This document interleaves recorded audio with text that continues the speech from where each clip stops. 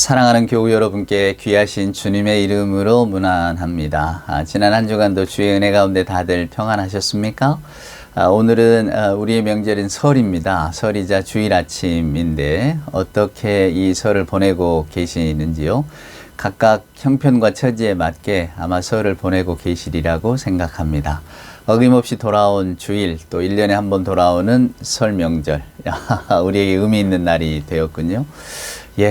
오늘 또 우리에게 변함없는 사랑을 베풀어 주시는 우리 하나님, 그 놀라우신 사랑에 기대어서 우리 함께 예배할 때에 성령 하나님께서 오늘 우리들 각자의 마음속에 찾아오셔서 하나님만이 주실 수 있는 평강으로 저와 여러분의 생각과 마음을 사로잡아 주시기를 간절히 기원합니다.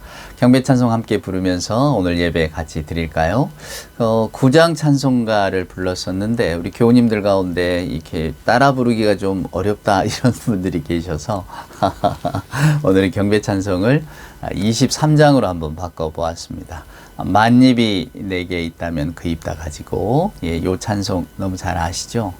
이 가사가 단순한데 참 울림이 큰 것 같습니다. 우리 찬송가 23장 만입이 내게 있으면 그 입 다 가지고 우리 1절 2절 찬송하면서 오늘 주일 예배 하나님께 올리도록 하겠습니다. 만입이 내게 있으면 그 입 다 가지고 내 구주 주시는 종을 늘 찬송하겠네. 내 은혜로신 하나님 날 도와주시고 그 크신 영광 널리 펴 다 알게 하소서. 아멘. 사도신경으로 우리들의 신앙을 고백합니다. 전능하사 천지를 만드신 하나님 아버지를 내가 믿사오며 그 외아들 우리 주 예수 그리스도를 믿사오니 이는 성령으로 잉태하사 동정녀 마리아에게 나시고 본디오 빌라도에게 고난을 받으사 십자가에 못 박혀 죽으시고 장사한 지 사흘 만에 죽은 자 가운데서 다시 살아나시며 하늘에 오르사 전능하신 하나님 우편에 앉아 계시다가 저리로서 산자와 죽은 자를 심판하러 오시리라.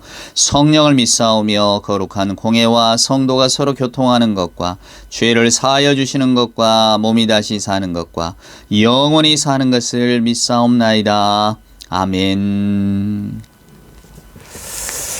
성시를 같이 교독합니다. 오늘 교독할 성시는 교독문 77번입니다. 요한복음 3장에 기록된 말씀, 언제 들어도 복되고 즐거운 말씀입니다. 교독문 77번 우리 한 절씩 교독할까요? 하나님이 세상을 이처럼 사랑하사 독생자를 주셨으니 이는 그를 믿는 자마다 멸망하지 않고 영생을 얻게 하려 하심이라. 하나님이 그 아들을 세상에 보내신 것은 세상을 심판하려 하심이 아니요 그로 말미암아 세상이 구원을 받게 하려 하심이라. 그를 믿는 자는 심판을 받지 아니하는 것이요 믿지 아니하는 자는 하나님의 독생자의 이름을 믿지 아니하므로 벌써 심판을 받은 것이니라. 그 정죄는 이것이니 곧 빛이 세상에 왔으되 사람들이 자기 행위가 악함으로 빛보다 어둠을 더 사랑한 것이니라. 악을 행하는 자마다 빛을 미워하여 빛으로 오지 아니하나니 이는 그 행위가 드러날까 하며 진리를 따르는 자는 빛으로 오나니 이는 그 행위가 하나님 안에서 행한 것임을 나타내려 함이라 하시니라. 아멘. 오늘 예배 찬송은 342장을 함께 찬송하도록 하겠습니다.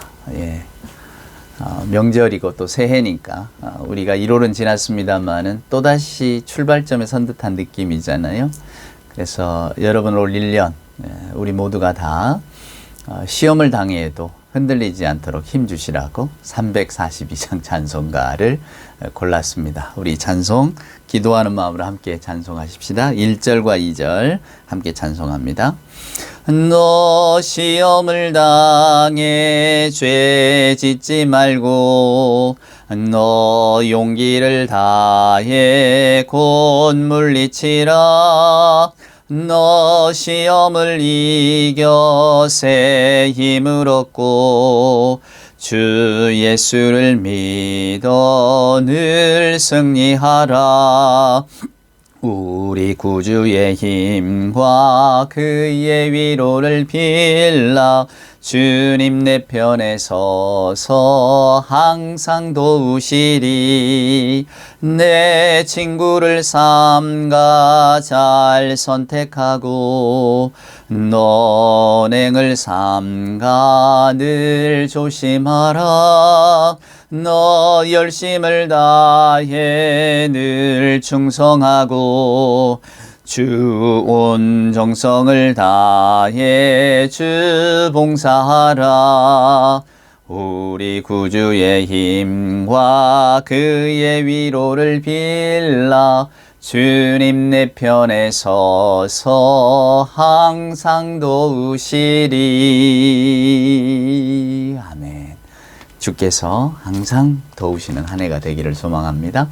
우리 함께 기도하겠습니다.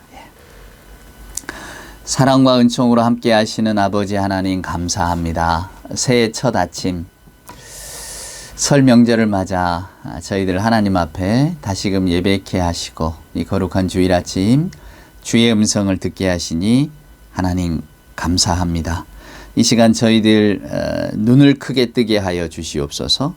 하나님 지으신 만물을 바라보면서 붉은 태양, 매서운 겨울 추위에도 푸르름을 잃지 않는 저 나무들처럼, 그리고 그 속에 사는 새와 짐승들, 또 우리들 자신의 숨소리를 느끼며 창조주 하나님께 감사드리는 아침, 하나님 이 아침에 이 감사하는 마음 우리에게 허락하여 주시옵소서. 하나님, 오늘 이 아침 저희들 하나님의 음성을 듣고자 이 자리에 나왔습니다. 하오나 저희들 하나님께 드릴 말씀이 너무나 많습니다. 저희들의 뒤숭숭한 마음, 어떻게 해야 잘 먹고 잘 살 수 있을까 사는 이야기, 또 때때로 병 때문에 고통받는 그런 병의 문제들, 아이들 교육 문제, 가정의 화목 문제, 집안의 여러 가지 복잡한 일들, 연로하신 부모님의 건강 문제, 또 나 자신의 몸의 상태, 하나님 호소하고 싶은 말들 너무나 많습니다. 저희들 하나님께 말씀만 드리고 싶지만 그러나 이 시간 하나님의 음성에 귀 기울이는 하나님 그런 시간이 되게 하여 주시옵소서. 저희들의 귀를 열어 주시옵소서. 그래서 하나님의 말씀을 듣게 하시옵소서. 저희들 영혼에 속삭이시는 말씀, 저희들의 삶의 경고를 주시는 말씀, 하나님이 기뻐하시고 원하는 삶의 모습들 저희들로 하여금 듣게 하여 주시옵소서.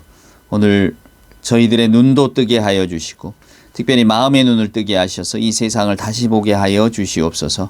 하나님이 창조하신 세계가 어떻게 되어져 가는지, 하나님이 섭리하는 역사가 어떻게 인간에 의해서 망가져 가는지, 저희가 어디로 가는지 알 수 없사오니 하나님 늘 고쳐주시고 저희들 이 시간 마음의 눈을 활짝 뜨게 하셔서 하나님이 하시는 일들을 바라보게 하여 주시옵소서. 아버지 하나님, 우리 주 예수 그리스도께서 눈먼 자를 고치시는 이야기를 성경에서 읽습니다. 하나님, 우리가 다 영적으로 눈먼 자들인데 오늘 이 예배를 통하여서 저희들 영적으로 눈먼 것이 뜨임을 받게 하시고 하나님의 나라, 하나님의 말씀에 더더욱 귀 기울이며 살아가는 저희가 되게 하여 주시옵소서.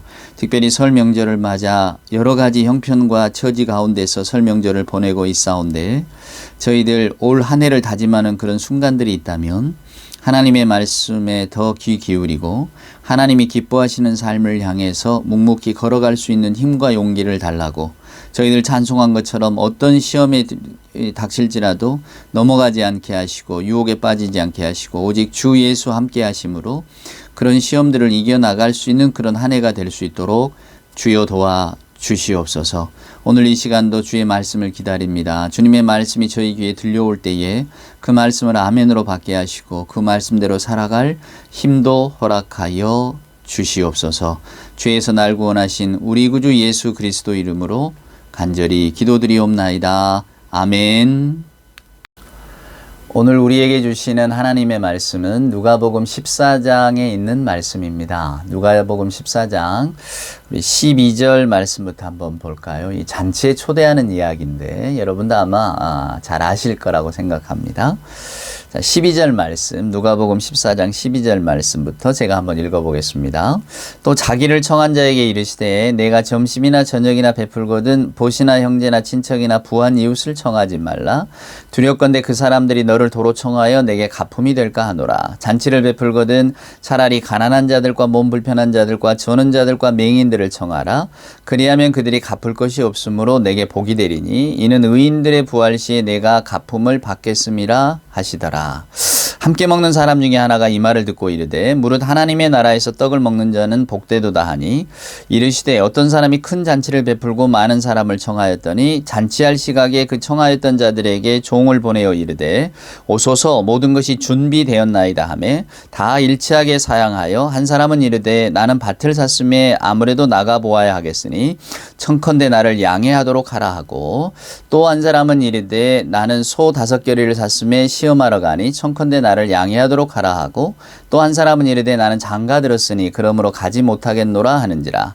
종이 돌아와 주인에게 그대로 고하니 이에 집주인이 노하여 그 종에게 이르되 빨리 시내의 거리와 골목으로 나가서 가난한 자들과 몸 불편한 자들과 맹인들과 저는 자들을 데려오라 하니라. 종이 이르되 주인이여 명하신 대로 하였으되 아직도 자리가 있나이다. 주인이 종에게 이르되 길과 산울타리가로 나가서 사람을 강권하여 데려다가 내 집을 채우라. 내가 너희에게 말하노니 전에 청하였던 그 사람들은 하나도 내 잔치를 맛보지 못하리라 하였다 하시니라. 아멘. 예. 그 중동 지방에 내려오는 이야기 한 편으로 오늘은 설교를 시작해 보겠습니다. 경쟁 관계에 있는 진주상인 두 사람이 있었답니다. 이 두 사람이 우연히 이제 같이 여행을 하게 됐는데 저녁에 한 여관에 머물 무렵이 돼서 A라고 하는 진주상인이 일부러 자기가 가진 진주 하나를 떨어뜨렸답니다. 그래서 그 B라고 하는 진주상인 옆에서 주웠을 것 아닙니까? 그러니까 털면서 아유 참 좋은 진주군요 하고 이렇게 건넸답니다.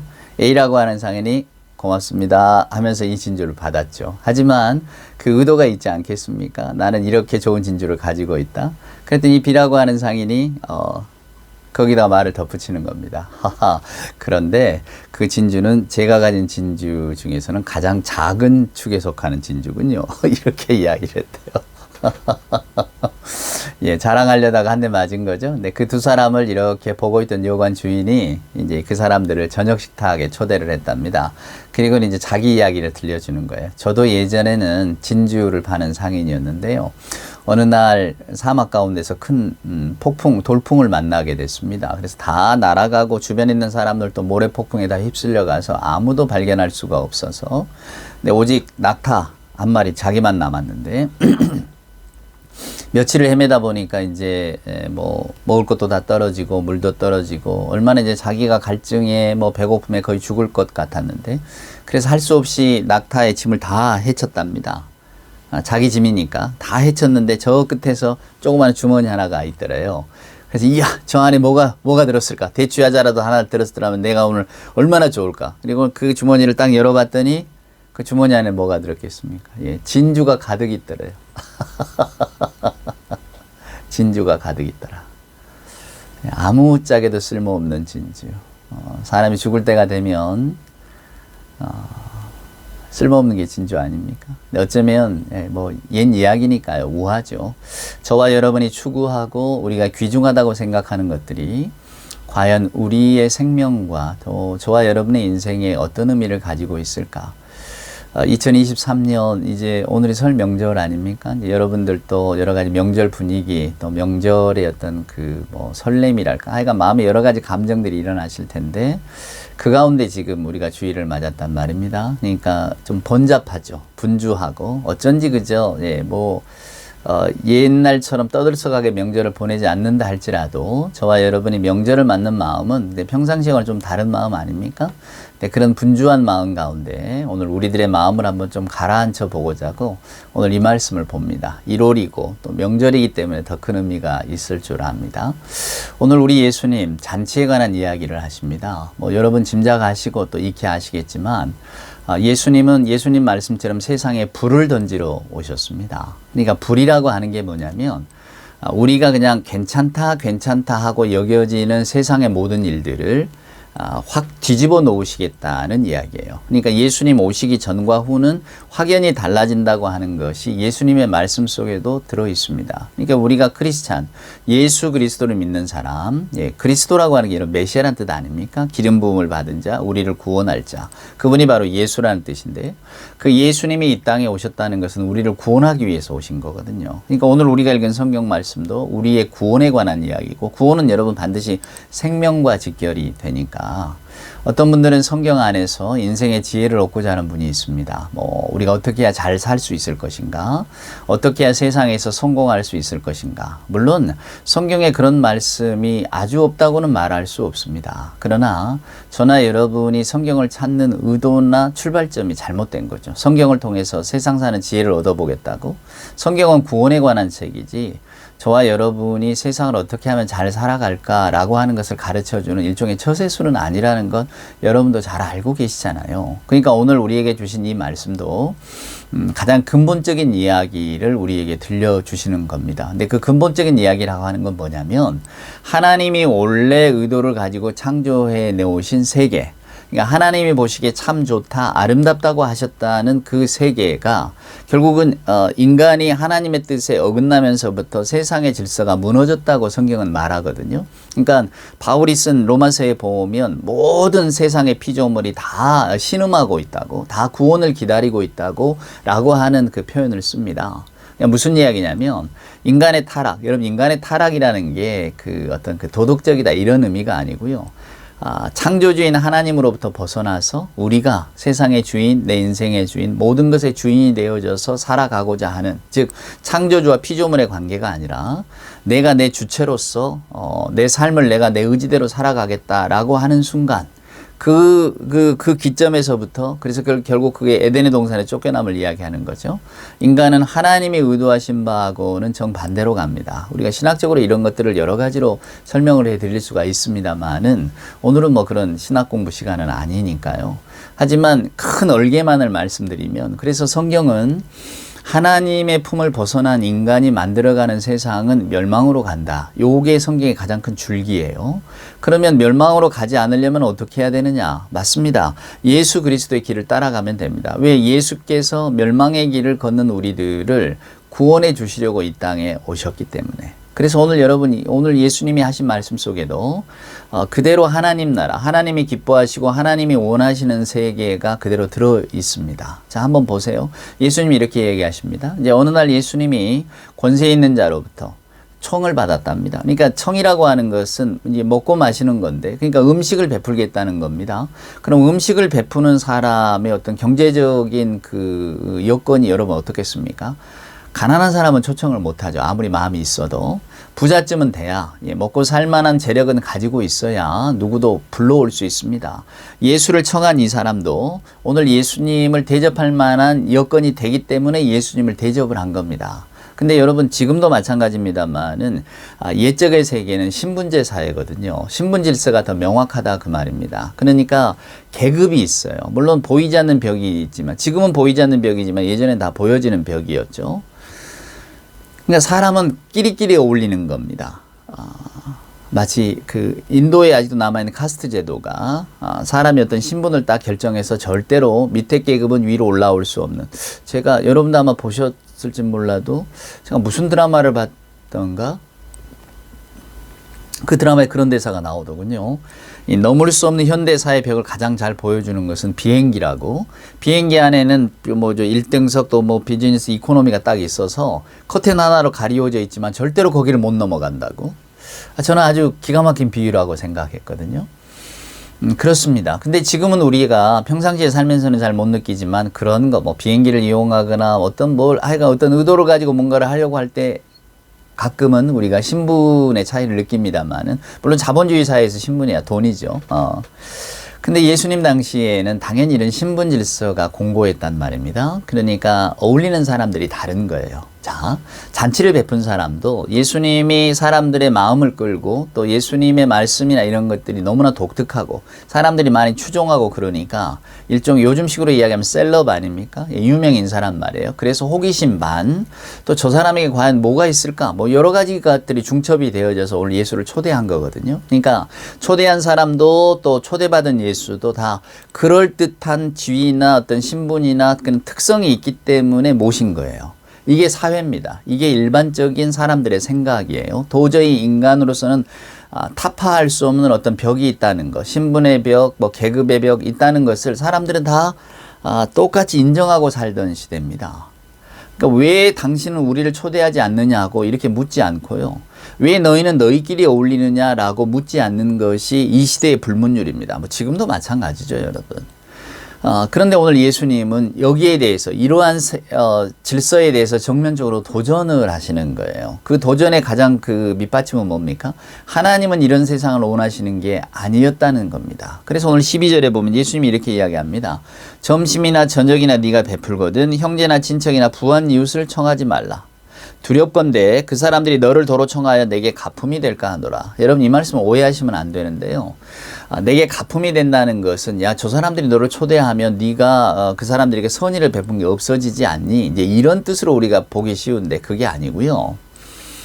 결국 이 말씀은 여러분은 여러분의 사회 질서 속에서 그대로 살아가는 길을 택하고 있습니다. 그러면 결국은 계속해서 이 사회가 공고히 갈 것 아닙니까? 근데 이게 과연 여러분이 보실 때는 어쩔지 몰라도 하나님 보시기 좋은 세상일까요? 아니라는 거예요. 그래서 예수님은 이걸 뛰어넘으라고 이야기합니다. 저도 그렇지만 아마 여러분 가운데도 우리하고 뭔가 이렇게 살아온 과정도 다르고 살아온 환경도 다르고 또 살아온 어떤 생각이나 이념, 가치관들이 다르면 함께하기가 여러분 어렵다는 것을 다 아실 겁니다. 왠지 모르게 불편한 거죠. 내가 뭔가 더 많은 이야기를 해야 될 것 같고 저와 비슷한 사람들을 만나게 되면 그냥 길게 설명 안 해도 되잖아요.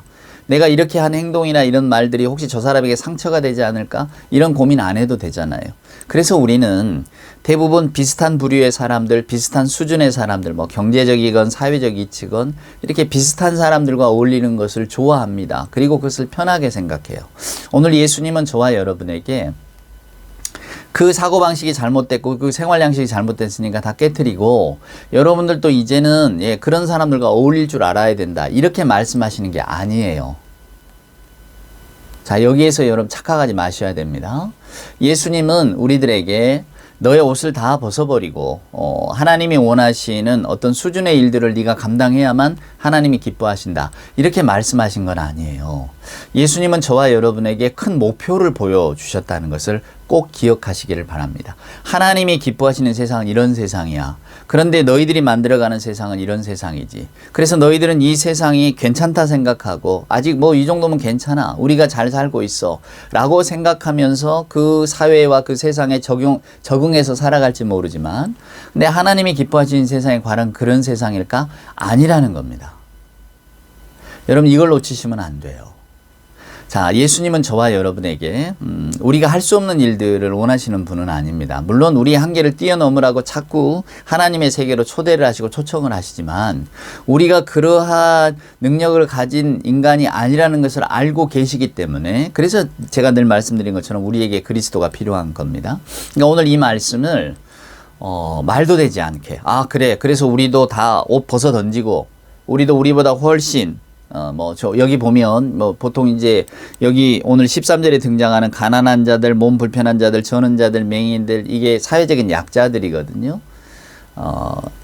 우리가 그냥 주변에서 찾으려면 찾을 수 있는 사람들, 노숙자라든가, 요런 분들. 그러니까 가까이 하기에는 좀 부담스러운 분들이라든가 이런 분들, 정상적인 사회생활에서 좀 벗어나 있는 분들, 뭔가 좀 이렇게 도움이 필요하고 항상 돌봄이 필요한 분들. 그러니까 우리가 여러분, 올 2023년 새해에 뭔가 기도 제목이 있다면 우리가 이러한 어떤 처지에서 벗어나서 조금 더 나은 삶을 살기를 원합니다. 라고 했을 때 우리들의 그 고백 속에는 절대 들어있지 않을 어떤 사회적인 삶의 조건들입니다. 우리가 느낄 때의 어떤 그 사회적인 차이, 신분의 차이, 또 어떤 가지고 있는 재산의 차이, 환경의 차이, 이런 것들이죠. 예수님은 이런 것들을 뛰어넘으라, 여러분도 그 낮은 자리까지 내려가라, 이렇게 말씀하신 건 아니에요. 우리가 이걸 착각하는 순간 우리는 이미 내가 그러할 능력을 가진 사람이라고 여러분 스스로를 속이는 겁니다. 우리는 말입니다, 불편한 거 못 참는 사람이고요, 내가 마음에 어긋나는 일이면 쉽게 수용하지 못하는 사람들입니다. 이미 우리는 어려서부터 지금까지 살아온 어떤 삶의 습성이 있고 그 가운데서 만들어낸 가치관이라든가 아니면 내가 편하게 생각하는 게 있어요. 이런 것들을 쉽게 깨트리려고 하지 않습니다. 여러분, 새해 계획을 세웠습니다만 새해 계획을 지키기가 왜 어려운 줄 아십니까? 우리 몸은 항상 옛날의 그 편한 습관으로 돌아가려고 하는 속성이 있기 때문에 그래요. 조금이라도 편하면 그걸 택한다, 그 말입니다. 아침에 운동을 해야겠다, 일찍 일어나 내가 새벽 예배를 가야겠다, 아닙니다. 잠을 자면서 편안함을 느꼈던 그 습성이 자꾸 우리로 하여금 더 자게 만들고요, 운동하지 않고 게으르게 가만히 있으면 좋잖아요. 요즘 현대사회가 추구하는 삶의 욕구가 그거 아닙니까? 웬만하면 네 몸 움직이지 말라는 거 아니에요? 부자가 되면 될수록, 지위가 올라가면 올라갈수록 내가 뭔가 운전하거나 아니면 내가 뭐 뛰어다니기보다 다 남들이 해주잖아요. 남이 운전하는 차를 타고 또 뭐 좋은 음식 먹고, 내가 애쓸 필요가 없잖아요. 내가 음식 준비할 필요도 없고 먹고 나면 설거지할 필요도 없어요. 다 음식 준비해주고 누군가 또 다 치웁니다. 그러니까 내 몸은 점점 더 거기에 이렇게 적응이 가는 겁니다. 그러면 여러분, 우리 몸이 배견하지를 못해요. 한번 여러분 두고 보세요. 저희들 뭐 이렇게 노인 심리나 발달 심리를 공부하다 보면요, 몸을 열심히 움직여야 몸은 더 살아납니다. 근데 요즘 자본주의 사회가 추구하는 바가 웬만하면 덜 움직이는 게 잘 사는 삶이잖아요. 근데 결국 그것은 하나님의 창조점에 어긋나기 때문에 우리 몸에게 언제나 돌아옵니다.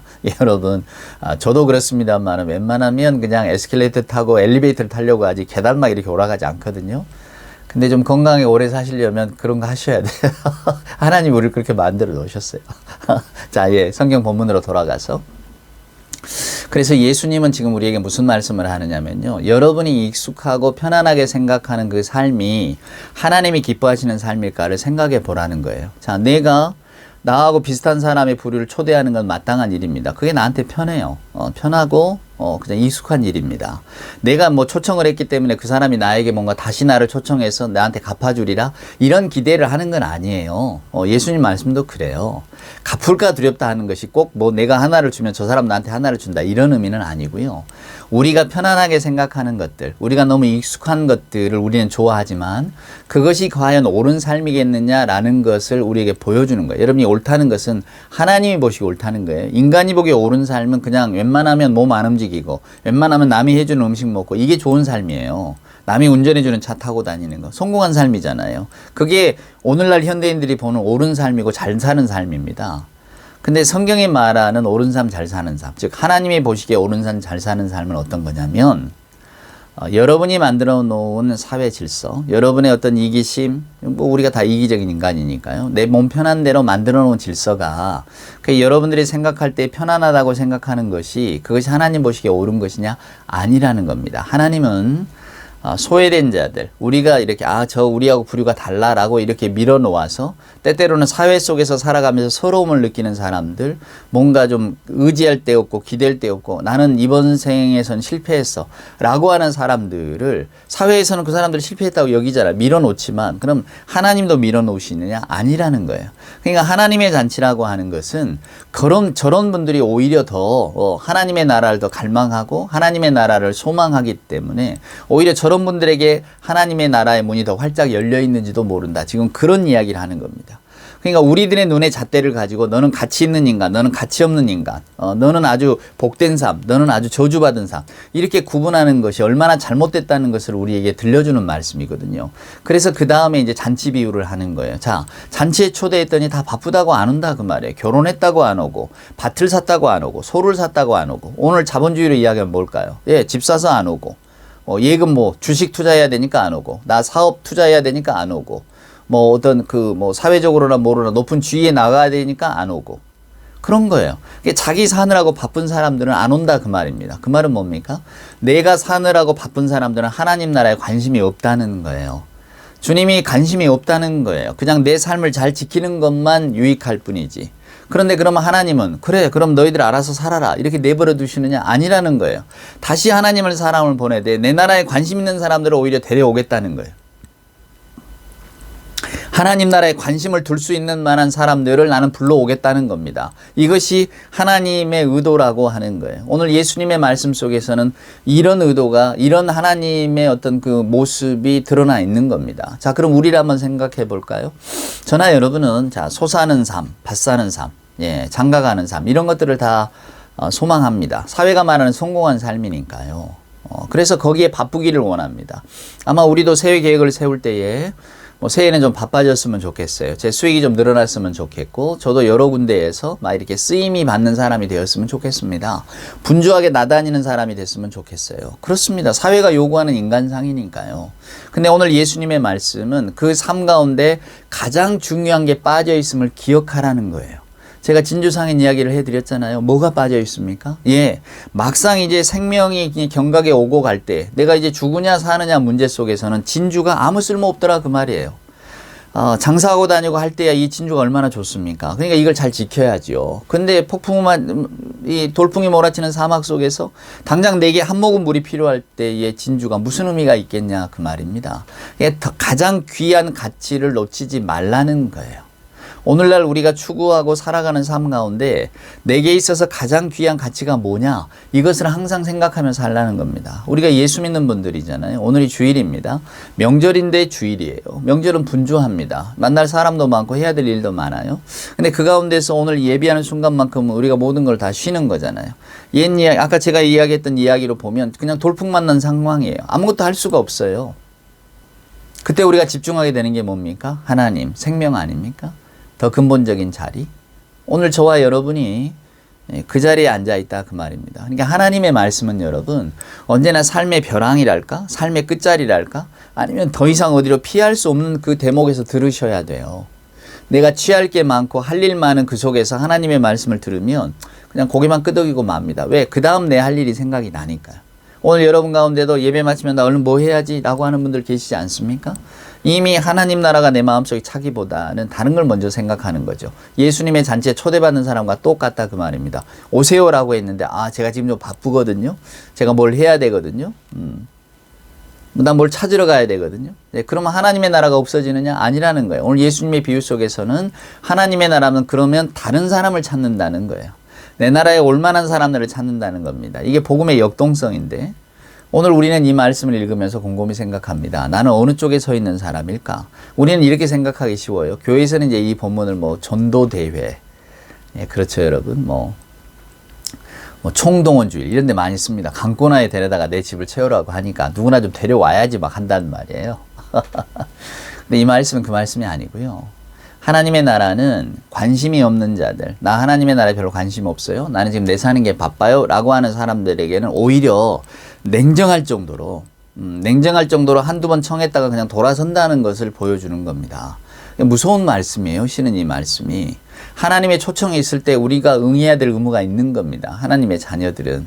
그러니까 오늘 이 주일도 얼른 빨리 마치고 나 다른 거 할 거야? 아니면 그냥 일주일 내내 분주한데 그래 주일이니까 조금 있다가 난 또 딴 일 해야지 이렇게 맞아들일 주일이 아니라는 겁니다. 오늘 우리가 어떤 사람인가를 항상 생각해 보시라고요. 소 팔아야 되고 소 시험해야 되고 장가 가고 또 밭을 사고 이렇게 분주한 사람 속에 서 있으면 하나님의 말씀은 그냥 스쳐 지나갈 뿐입니다. 그럴 때에 우리는 분명히 생의 마지막에서는 어쩌냐 할 수밖에 없어요. 어쩌냐? 내가 어쩌다가 이렇게 됐지? 다 후회한대잖아요. 바쁘게 살고 분주하게 살고 그래서 인생의 의미를 놓치고 사는 사람들은 생의 마지막에 가서는 반드시 다 후회한다. 근데 우리가 다 지금 그 길을 가고 있지 않습니까? 하나님의 말씀보다도 우리 마음을 사로잡고 있는 건 뭔가요? 아마 우리들이 일상일 겁니다. 내가 어떻게 하면 살아갈까? 어떻게 하면 돈을 더 많이 벌까? 어떻게 하면 내가 좀 근사하게 살 수 있을까? 먹고 마시고 놀러 가고 또 내 삶을 즐길 수 있는 이런 것들을 더 많이 채울 수 있을까? 누누이 말씀드립니다만 그 즐거움 없이 우리는 살지를 못합니다. 그 즐거움이 있어야 또 우리에게 사는 에너지가 되니까요. 그런데 즐거움이 우리 생명을 살리는 건 아니에요. 여러분, 기독교 신앙이라고 하는 것은 결국은 하나님의 구원의 어떤 그 현실을 바라보면서 오늘날의 삶을 조정하며 살라는 것이지, 하나님의 나라를 바라보면서 오늘의 삶 아무것도 아니다, 오늘의 삶은 그냥 너 알아서 살고 우리에게는 구원이 있다, 이렇게 말하는 게 아닙니다. 우리 한국의 교회를 다니는 우리 교인들께서 특별히 구원의 문제에 집착하시는데 성경은 그 문제에 대해서 그렇게 깊숙하게 말하지 않습니다. 그건 하나님의 은혜고 하나님께서 그리스도를 통해서 우리를 구원해 주시겠다고 이미 마음을 먹으셨기 때문에 그냥 하나님의 구원 계획 속에 있는 거예요. 그러니까 내가 잘나서가 아니라 하나님이 우리를 구원해 주시겠다고 약속하셨잖아요. 그것이 구원이고 믿음 아닙니까? 그냥 믿음이라고 하는 것은 여러분 내가 찾는 게 아니에요. 내가 얻는 게 아니란 말입니다. 우리는 흔히 이렇게 기도합니다. 아, 나의 믿음 없음을 용서해 주소서. 그 믿음 없다는 게 뭔가요? 내가 잘 믿고 싶은데 안 믿는 건가요? 아닙니다, 여러분. 믿음이라고 하는 것은 하나님이 우리를 구원해 주신 거잖아요. 그러니까 믿음이라고 하는 것은 그 구원에 기대는 거예요. 그러니까 믿음은 의지하는 겁니다. 어린아이가 부모님 의지하듯이 아, 나는 뭐 아무것도 못해요. 못하지만 내 부모님이 나를 키워주시고 나를 지켜주실 거니까 나 믿어요. 이게 믿음이에요. 그러니까 하나님을 믿는다고 하는 것은 하나님께 의지한다, 의존한다는 겁니다. 내가 내 능력으로 뭘 해보려는 게 아니에요. 나 하나님 믿습니다. 하나님이 나를 구원해 주실 줄 믿습니다. 내 공로는 없어지는 거예요. 내가 공로를 할 게 뭐가 있어요. 하나님을 그냥 의지하는 것 뿐인데. 믿음이라고 하는 것이 오히려 여러분 몸이 노쇠해지고 또 뭔가 세상에 내가 할 일이 없어질 때 더 크게 생긴다고 하잖아요. 그건 뭡니까? 내 힘으로 해서 안 되는 일들 있는 걸 알았기 때문에 그래요. 내가 아무리 노력해도 안 된다는 걸 알기 때문에 우리는 믿음으로 하나님께 의지하는 수밖에 없는 거예요. 왜? 내 능력이 안 되니까. 자녀 문제 뜻대로 안 되잖아요. 그러면 하나님께 의지하게 됩니다. 하나님이 좀 해주세요. 그게 믿음이에요, 여러분. 믿음은 뭐 게으른 것도 아니고 믿음은 무책임한 것도 아닙니다. 믿음이라는 게 속성이 그런 거예요. 하나님께 기대는 것. 하나님께 의지하는 것. 그게 믿음이에요. 근데 우리는 의지하기보다 내 뜻대로 하려고 하죠. 그러니까 소도 한번 시험해 봐야 되고 밭을 샀는데 한번 테스트 해봐야 되고. 여러분 생각해 보세요. 소 사는데 테스트 안 해본 사람이 누가 있어요? 그 이 예수님 당시 소라는 게 얼마나 큰 그 재산인데 또 밭도 마찬가지고 장가도 마찬가지고 아무렇게나 하는 사람 누가 있겠습니까? 밭을 살려고 하면 몇 번이나 가보고 물어보고 주변 사람들에게 보고 판단하고 하겠지. 소도 마찬가지입니다. 좋은 소를 고르려고 얼마나 많이 보았겠어요. 장가 가는 것도 마찬가지지. 근데 초대하니까 그제서야 아, 저 소도 한번 시험해 봐야 되고 밭도 한번 봐야 되고 아, 이거 앞뒤가 다 틀린 거 핑계란 말입니다. 나 가기 싫으니까 하는 거예요. 나 좀 바쁘고 나는 지금 딴 거 하고 싶어요 라는 거거든요. 그러면 잔치를 베푼 주인은 아무나 데려온다? 그 말은 뭡니까? 결국은 하나님의 나라라고 하는 것은 우리 사람의 생각 속에 있는 나라가 아니라는 거예요. 근사한 사람, 뭔가 하나님의 말씀을 지키고 도덕적으로 살아갈 수 있는 능력을 가진 사람만이 하나님 나라의 부르심을 받는 게 아니라는 겁니다. 하나님 나라의 문이 열려 있고 하나님이 오라고 초청했을 때 거기에 그냥 들어가는 사람들에게 다 그 하나님의 은혜가 있다는 거예요. 잘 차려입고 내가 뭔가를 하나님 앞에 항상 거룩한 마음가짐을 하고 이런 사람들에게만 하나님 나라가 열려 있는 게 아니라 어떤 사람 술 먹고 지쳐 쓰러져 자다 할지라도 길가에 자다가 부수수한 모습으로 오늘 일요일 교회 종소리 들리게 나면 교회 가봐야지 온 사람에게도 하나님 문을 열어주신단 말이에요. 우리는 야, 너 교회 오려면 자격을 갖춰야지 그 지저분한 모습으로 어떻게 들어오나? 아니라는 겁니다. 하나님의 나라는 하나님을 의지하는 자들에게 열려 있다는 것을 오늘 보여주는 거예요. 하나님의 잔치에 초대받은 사람들이 누굽니까? 사회에서 지금 능력이 없잖아요. 은혜를 입어도 갚을 수 없는 사람들입니다. 누가 나에게 선한 일을 베풀어도 내가 선한 일을 할 수 없는 사람들이에요. 그러면 오늘날에는 이 사람들이 누굴까요, 여러분? 맞습니다. 사회적인 약자들입니다. 뭔가 늘 돌봐줘야 되고 뭔가 좀 도움이 필요한 사람들. 우리는 근데 여러분 완전한 신분질서 속에 살고 있잖아요. 눈에 보이는 신분질서가 없을 뿐이지 저 사람들은 나하고는 달라. 하나님의 나라는 나 같은 사람을 위해서 있는 건 아닐까라고 생각하면서 착각하면서 하는 거죠. 근데 하나님 나라는 누구나 다 열려 있어요. 하나님의 나라는 인간의 생각과 판단을 뛰어넘는 겁니다. 우리가 늘 말합니다. 뭐 공동체 의식을 함양하자고 너와 나는 남이 아니다고. 어떤 철학자는 타인은 지옥이다고까지 이야기했잖아요. 다른 사람이 언제나 내게 상처를 주니까 타인은 지옥이다. 근데 아닙니다. 하나님의 말씀은 타인이 아니라는 거죠. 다 친구로 여기라는 겁니다. 자본주의가 경쟁을 이야기하니까 우리는 모두를 다 경쟁으로 보잖아요. 저 사람을 밟고 일어나야 혹은 저 사람이 잘 되면 내가 괜히 상처받고 저 사람보다는 내가 나아야 되고 우리가 협력하면 너도 잘 되고 나도 잘 되고 얼마나 좋습니까? 혹자는 말할 겁니다. 너도 잘 되고 나도 잘 되는 사회가 어디 있니? 하나가 잘 되면 수많은 사람들은 잘못되는 것이 사회지. 그럼 맞을지도 몰라요. 그것이 우리 사회가 이렇게 걸어가는 모습일지 모릅니다. 그런데 오늘 예수님의 말씀은 그 사회가 그럼 바른 거고 하나님이 기뻐하시는 거냐? 아니라는 거예요. 하나님의 잔치는 누구에게나 열려 있고, 그러나 그 잔치의 초대자는 언제나 하나님이시라는 거예요. 그러니 초대받은 사람이 왜 나는 초대 안 했어요? 왜 나는 뭐 이렇게 그 잔치에 못 들어갑니까? 이렇게 물어볼 여지도 없다는 거예요. 그냥 하나님은 초대하시되, 오늘 성경을 보면 하나님은 모두를 초대하십니다. 이게 하나님의 나라예요. 그래서 하나님 나라의 백성은 뭐 관용이라는 표현, 이것도 실은 좀 부끄럽죠. 왜 하나님의 나라는 그런 관용이라는 표현을 쓴다는 것은 불관용이 있다는 거 아닙니까? 하나님의 나라는 이게 없어요. 우리가 만들었을 뿐이지. 인간은 차별을 합니다. 다 나누어 놉니다.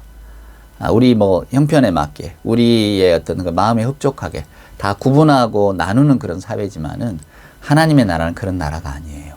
그걸 기억하셨으면 좋겠습니다. 그래서 올 한 해 살아가실 때에 우리가 만들어가는 질서가 옳다고 여기지 마시고, 우리는 비록 우리의 편익에 따라서, 이 성경은 죄성이라고 말합니다만은, 그래서 이렇게 살아갈 수밖에 없지만, 하나님이 과연 이런 사회를 기뻐하실까? 하나님은 그러시지 않을 거거든요. 하나님이 기뻐하시는 세상은 이런 세상입니다. 오늘 누가복음에 누구나 다 이렇게 초대받는 세상. 그래서 때때로 여러분, 우리가 사회 현상 가운데 이러한 일들을 만날 때마다 내가 불편한데, 내 마음이 이렇게 유쾌하지 않는데, 이렇게 받아들이실 게 아니라 하나님이 보실 때에 그래, 이렇게 되는 것을 기뻐하실 거야 라고 생각한다면 거기에 기도 한 자락이라도 보탤 수 있는 우리가 될 수 있기를 소망합니다. 예, 저는 우리가 그 자리까지 나가기를 올 한 해 한번 기도해 보겠습니다. 여러분도 여러분 스스로가 선한 사람이 되려고 애쓰지 마시고, 우리가 살아가는 사회가 모두에게 좀 이렇게 선한 것을 보여주는 그런 사회가 되어질 수 있도록 기도하는 그런 한 해가 될 수 있기를 주의 이름으로 축원을 드립니다. 기도하시겠습니다. 이제는 우리 구주 예수 그리스도 크신 은혜와 아버지 하나님의 만극하신 사랑하심과 자비하신 성령님의 함께하심이 주일 아침 주 아버지 하나님의 말씀을 마음속에 깊이 새기면서 오늘도 주의 백성임을 확인하며 주의 백성답게 올 한 해 주어주신 생을 성실히 신실하게 살아가기를 소망하는 우리 예배하는 모든 교우들 머리머리 위에와 저들의 가정과 저들의 일터와 저들의 소망과 그리고 우리 주님 사랑하시는 복된 교회 위에 이제로부터 영원 무궁토록 함께하여 주옵기를 간절히 축원하옵나이다. 아멘.